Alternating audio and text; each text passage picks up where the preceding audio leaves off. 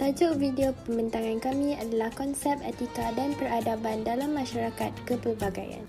Malaysia adalah sebuah negara yang mempunyai pelbagai strata masyarakat dari berbilang kaum dan kaya dengan budaya dan adat resam. 3 kaum utama di Malaysia adalah Melayu, Cina dan India dan mempunyai kira-kira 80 kaum etnik contohnya Iban dan Kadazan Dusun.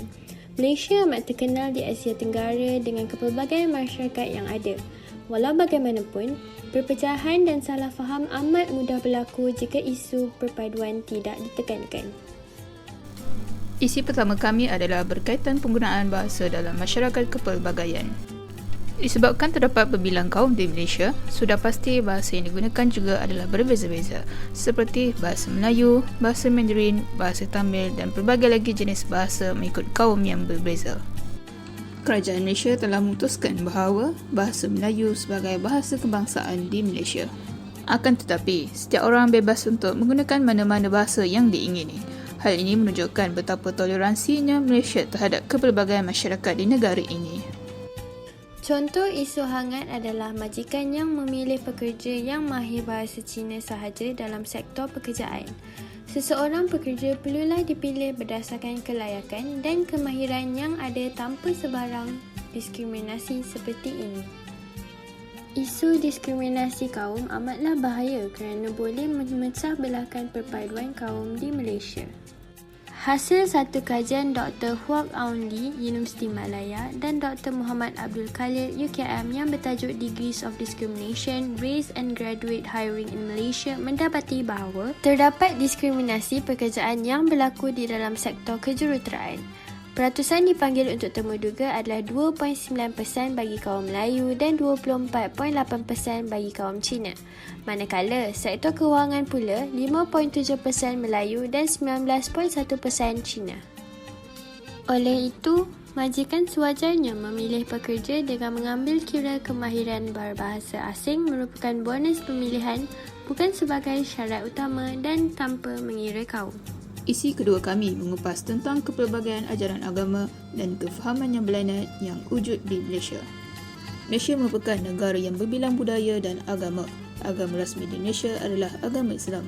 Mengikut statistik Banci Penduduk dan Perumahan tahun 2010, 61.3% adalah Islam, 19.8% adalah Buddha, 9.2% adalah Kristian, 6.3% adalah Hindu dan selebihnya adalah kepercayaan yang lain. Kesannya, terdapat pelbagai jenis perayaan disambut di Malaysia sepanjang tahun. Antaranya adalah Hari Raya Aidilfitri untuk yang beragama Islam, Hari Wesak untuk agama Buddha, Hari Krismas untuk agama Kristian dan lain-lain lagi. Hak kebebasan beragama dijamin oleh perlembagaan. Namun begitu, terdapat juga beberapa isu yang berkait dengan kepelbagaian agama ini. Contohnya, terdapat isu di mana ibu bapa kaum Hindu membantah aktiviti korban lembu di sebuah sekolah di Kuala Lumpur pada Oktober 2013. Isu ini mendapat bantahan dari ibu bapa pelajar bukan Islam kerana tidak menghormati agama mereka. Walau bagaimanapun, amalan korban ini tetap perlu dipelajari oleh setiap pelajar Islam. Sememangnya ibadah korban adalah ibadah yang disambut oleh orang Islam pada setiap tahun ketika Hari Raya Haji. Berbeza dengan agama Hindu, lembu merupakan haiwan yang suci untuk mereka. Menurut Kementerian Pendidikan, aktiviti korban lembu boleh dijalankan di sekolah yang majoritinya orang Islam dan tidak melibatkan orang bukan Islam. Jadi, kita perlu menghormati agama dan kefahaman kaum lain dalam usaha mengekalkan keamanan dan perpaduan di Malaysia. Isi ketiga kami bertumpukan kepada latar belakang kaum yang pelbagai di Malaysia. Seperti mana yang kita tahu, Malaysia telah diduduki oleh kepelbagaian etnik sebelum memperoleh kemerdekaan dari British lagi. Sepanjang tempoh untuk mengekalkan perpaduan tersebut, pelbagai cabaran dan perbalahan yang telah berlaku sehingga menyebabkan campur tangan pihak berkuasa untuk menyelesaikannya. Peristiwa 13 Mei 1969, krisis perkauman di antara Melayu, Cina dan India.